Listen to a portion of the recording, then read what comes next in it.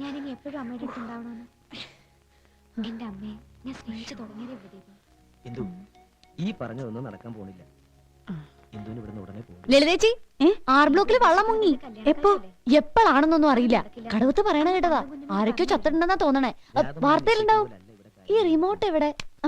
കൊച്ചിനെ കളിക്കാൻ കണ്ടൊരു സാധനം. ചത്തവരോ ചത്തു. ഇനിയിപ്പോ വാർത്ത കേട്ടിട്ട് എന്താ കാര്യം? സീരിയലിൽ ഇന്ദുവിന്റെ കല്യാണം നടക്കാൻ പോവാ. അതെ, അടുക്കള പണിയും പ്രസവവും കൂടെ ഒരുമിച്ച് നടക്കില്ല. ഒന്നുകിൽ ഇന്ദുവിന്റെ കല്യാണം, അല്ലെങ്കിൽ വള്ളം മുങ്ങല്. സീരിയലല്ലേ, ഇന്ദുവിനെ ഈ കല്യാണം കഴിക്കും. അതുകൊണ്ട് ഇപ്പൊ വള്ളം മുങ്ങിയാ മതി. പാടശേഖരങ്ങളിലെ സ്ത്രീ തൊഴിലാളികളുടെ ദിവസക്കൂലി ഇരട്ടിയാക്കണമെന്ന് 7ാം വാർഡ് മെമ്പർ പൊന്നപ്പൻ ആവശ്യപ്പെട്ടു. മഹിളാ ജാഥ ഉദ്ഘാടനം ചെയ്തുകൊണ്ട് സംസാരിക്കുകയായിരുന്നു ശ്രീ പൊന്നപ്പൻ. ഈ നാട്ടിലെ പെണ്ണുങ്ങളുടെ ആശയും ആവേശവും ഞാനാണെന്ന് തെളിഞ്ഞും ഒളിഞ്ഞും ചിലർ പറയുന്നുണ്ടെന്ന് എനിക്കറിയാം. എന്നെ വള്ളം മുങ്ങിയ കാര്യം പറയണില്ലല്ലോ. അതിന് സമയം കിട്ടണ്ടേ? പറയും. മാമ്പുഴക്കരി ശ്രീനിവാസിൽ രാജപ്പന്റെ മകൾ സുഷമയെ കാണാതായി. അടുത്ത വീട്ടിലെ സുരേഷ് എന്ന ചെത്തുകാരനെയും കാണാനില്ലാത്തതിനാൽ ഒരു ഒളിച്ചോട്ടമാണെന്ന് വിശ്വസിക്കുന്നു. സ്ത്രീധന ലാഭായി. അല്ല, ഇന്നെന്തായാലും സീരിയല് കണ്ടില്ലേ? ആർ ബ്ലോക്കിൽ വള്ളം മുങ്ങിയെന്ന്. എപ്പോ? ദേ ഇവള് പറഞ്ഞതാ. ഇവള് ചന്ദ്രനെ കാണാൻ വേണ്ടി വെള്ളം മുക്കിയതാ. ഉറപ്പാ അല്ലേടി? സത്യം പറ. അല്ല, പിന്നെ ആർ ബ്ലോക്കിൽ വള്ളം മുങ്ങിയിട്ടാണല്ലോ എന്റെ അച്ഛനും അമ്മയും ചത്തത്.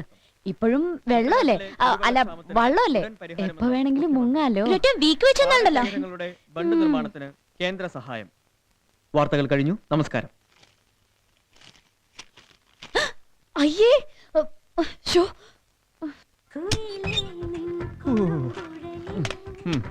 അയ്യേ, എന്ത് വൃത്തിയായിട്ട് പ്രോഗ്രാം ഇവിടെ കാണിക്കുന്നത്? ഈ കേബിൾ വിഷനുമായിട്ട് സഹകരിക്കാൻ ഇനി എന്നെ കിട്ടില്ല. എടാ, സ്വന്തം കാല് കണ്ടിട്ട് ഇത്രയും വൃത്തികേടാണെന്ന് പറയുന്ന ആദ്യത്തെ ആൾ നീ തന്നെ ആയിരിക്കും. ഞാൻ ഇന്ന് സോറി, നഗ്നത എന്റെ ഒരു വീക്കെൻഡ്സാ.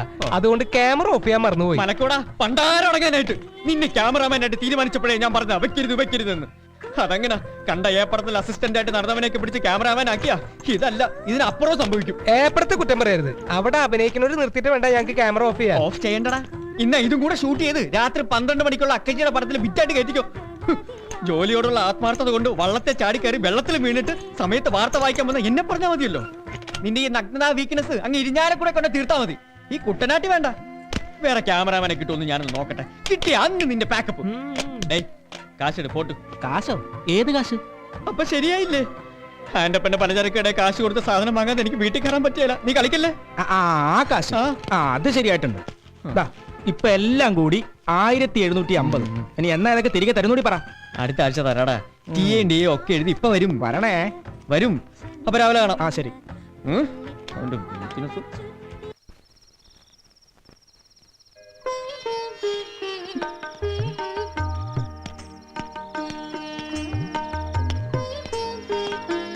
ഞാൻ കണ്ടു. എന്ത്? അല്ല, ഇന്നത്തെ വാർത്ത വായന ഞാൻ കണ്ടു എന്ന് പറയായിരുന്നേ.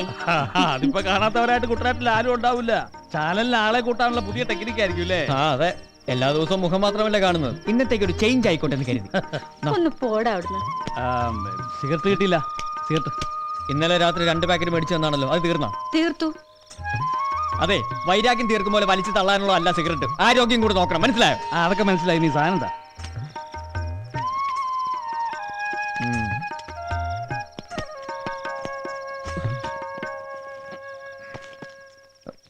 അമ്മ അവിടെ ഇരുന്നേ. ഒരു കാര്യം പറട്ടെ. അതെ, ഞാൻ ഇങ്ങനെ ഈ മരുന്ന് സഞ്ചിയും തൂക്കി പിടിച്ച് ഗർഭിണികൾക്കുള്ള ഗുളികയും വിറ്റ് നടന്നിട്ട് പ്രത്യേകിച്ച് ഒരു പ്രയോജനമില്ല. അമ്മയ്ക്കറിയാലോ, ആലപ്പുഴ ജില്ല മുഴുവൻ ഹോൾസെയിലായിട്ട് മരുന്നിന്റെ കച്ചവടം നടത്താൻ ഒരു ഏജൻസി ഒത്തുവന്നിട്ടുണ്ട്. പക്ഷെ ആദ്യം മുടക്കാൻ കുറച്ച് തുട്ട് വേണം. അതിനിപ്പോ എന്നാ ചെയ്യും? ബാങ്കിൽ നിന്നൊരു ലോണൊക്കെ സംഘടിപ്പിക്കാം. പക്ഷെ സെക്യൂരിറ്റി കൊടുക്കണം. അമ്മ അച്ഛനോട് പറഞ്ഞു ഈ വീടിന്റെ ആധാരം ഒന്ന് വാങ്ങി തന്നാ മതി. അത്രേ ഉള്ളോ? ഞാൻ വാങ്ങിത്തരാം. അല്ല, ചന്ദ്രനെ പറയായിരുന്നു. ഞാൻ കേട്ടു. പക്ഷെ ഇക്കാലത്ത് ഒരു ബിസിനസ് ഒക്കെ തുടങ്ങാന്ന് പറഞ്ഞാൽ രക്ഷപ്പെടുന്നുള്ളവർ എന്താ ഉറപ്പ്? എനിക്ക് ഉറപ്പുണ്ട്. എനിക്ക് വലിയ ഉറപ്പൊന്നുമില്ല. അവൻ എത്ര വിശ്വാസം ഉള്ളപ്പോ നമ്മൾ എന്തിനാ എതിരെ നിൽക്കുന്നേ? അവൻ തുടങ്ങട്ടെ. നിനക്കറിയാൻ വയ്യാത്ത. വേണ്ട, എങ്ങാനും വീട് പോയെങ്കിലും ഒന്ന് പേടി കാണും. തരണ്ട. ഞാൻ ജീവിതകാലം മുഴുവൻ ഈ സഞ്ചി തൂക്കി നടന്ന് തീർത്തോളാം. അതെ, നമ്മളായിട്ട് ഇതുവരെ അവനൊന്നും ചെയ്തു കൊടുത്തിട്ടില്ല. അലമാരയിലിരിക്കുന്ന ആധാരം കൊണ്ട് അവന് ജീവിക്കാൻ എന്തെങ്കിലും വഴിയുണ്ടാകുമെങ്കിൽ അത് ചെയ്തു കൊടുക്കല്ലേ വേണ്ടേ? എന്റെ ബാനു, ഒരു ബിസിനസ് നടത്താനുള്ള പാകതയും പക്വതയൊന്നും അവനായിട്ടില്ല. ആകട്ടെ, അപ്പൊ കൊടുക്കാം. നീ പോയി കഞ്ഞി വിളമ്പ്. ചെല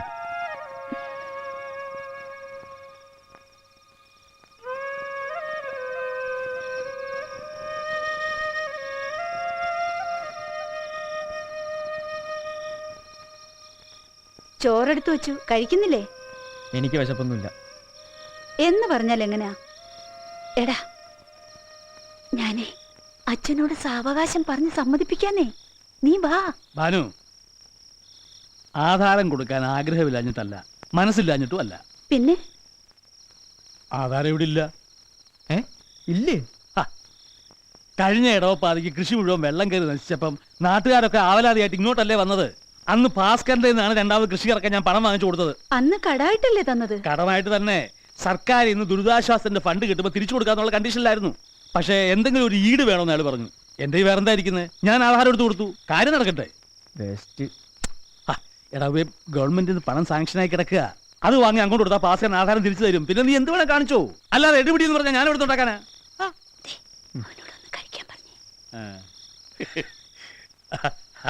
ആധാരം കിട്ടിയിട്ടേ ആഹാരം കഴിക്കുന്നുള്ള വാശിയൊന്നും വേണ്ട. നീ വാ വാ വാ.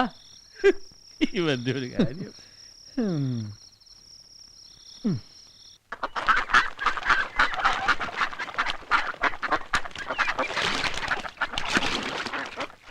ആ, താറാവിനെ കളിപ്പിച്ച് രാവിലെ ഒരുത്തി വരുന്നുണ്ട് നിന്നെ കാണാൻ. ഓ പുള്ളിക്കാരനെ രാവിലെ ശരീരം തെച്ചൊന്ന് കുളിക്കാനും പറ്റില്ല. ഞാൻ വന്നില്ല എന്ന് പറഞ്ഞാൽ മതി, അവൾ പൊക്കോളൂ. ദാസപ്പേട്ട, ആലക്കലെ ചന്ദ്രമുതലാളി എത്തിയില്ലേ? മുതലില്ലാത്തവനെ മുതലാളിന്ന് വിളിച്ചിങ്ങനെ കളിയാക്കണ്ട. മോള് പോ, അവൻ ഇന്ന് വരുമെന്ന് തോന്നുന്നില്ല. വരുമെന്ന് തോന്നാതിരിക്കാൻ എന്താ കാരണം? നീ ഇങ്ങനെ അവന്റെ കുളിച്ചും കാണാൻ വരുമെന്ന് അവൻ അറിയാം, അതുകൊണ്ടാ. ദേ തുഴയ്ക്കൊരുത്തി കീറി വെച്ചൊന്നുണ്ടല്ലോ, കണ്ടേച്ചാ മതി. അതേടി, ദിവസം കാണുന്നോണ്ട് നിനക്കൊരു വിലയില്ലെന്ന് അറിയാം. പോയിട്ട് വേണമെന്ന് സോപ്പിടാൻ. ചെല്ലി. കണ്ടിട്ടേ പോകുന്നുള്ളൂ, എന്നിട്ട് തോപ്പിട്ടാ മതി. അയ്യേ, ഈ പെണ്ണിന്റെ ഒരു ആഗ്രഹേ. ദേ ഉണ്ടെന്നെങ്ങെ, ഞാൻ ചന്ദ്രനെ കാണുന്ന കാര്യം പറഞ്ഞു. നിന്നെ ഞാനിന്ന്. ഓ, മുതലാളി മുങ്ങിയതാണല്ലേ? എന്റെ ചിട്ടിക്കാശ് എവിടെ? അതെ, ചിട്ടിക്കാശ് കുളിക്കടവിലല്ല തരുന്നത്. അങ്ങനെ പറഞ്ഞു കൊടുക്കടാ. പറഞ്ഞോ, പിന്നെ എവിടെ എപ്പോ തരുമെന്നുള്ളതും കൂടി എനിക്കറിയണം. കാശ് കൈ വരുമ്പോ തരും. തന്നാ മതി. പക്ഷേ ബൈക്ക് മേടിക്കണം. ഇത്തവണ കുറി എനിക്ക് തന്നെ വേണമെന്നും പറഞ്ഞ് എന്റെ അടുത്തേക്ക് വന്നേക്കരുത്. അയ്യോ, അങ്ങനെ പറയല്ലേ ഗീത കുഞ്ഞെ, കാശ് ഇന്ന് തരും. ഓഹോ, അങ്ങനെ പറയല്ലേ ചന്ദ്രകുഞ്ഞെ. പോട്ടെ. അല്ല ചന്ദ്ര, നിനക്കെന്താ ഇവളെ അങ്ങ് പ്രേമിച്ച?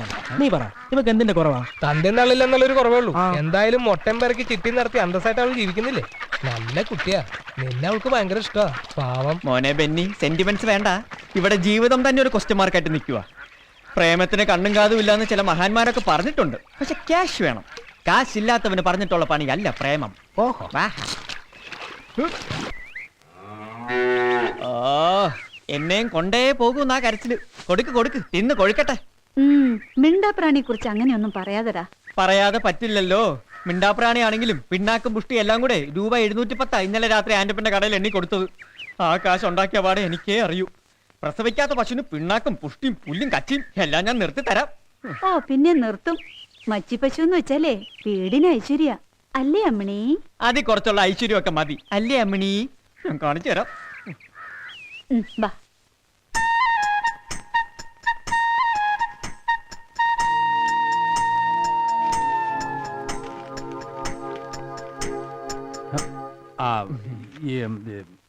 കറണ്ടിന്റെ ബില്ല് നോക്കിയതാ.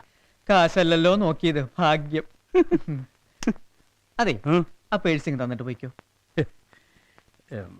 കുമാരന്റെ കുഞ്ഞിന് തൊട്ടാ പൊള്ളുന്ന പനി, ആശുപത്രി കൊണ്ടുപോകാൻ കാശില്ല എന്ന് പറഞ്ഞപ്പോ ഇല്ലാന്ന് പറയാൻ പറ്റില്ലല്ലോ.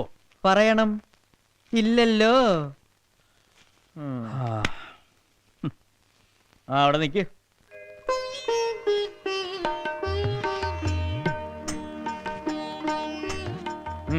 ഇതേത് പേഴ്സ്? ഇതാണ് മണി പേഴ്സ്, ഇത് കാലി പേഴ്സ്.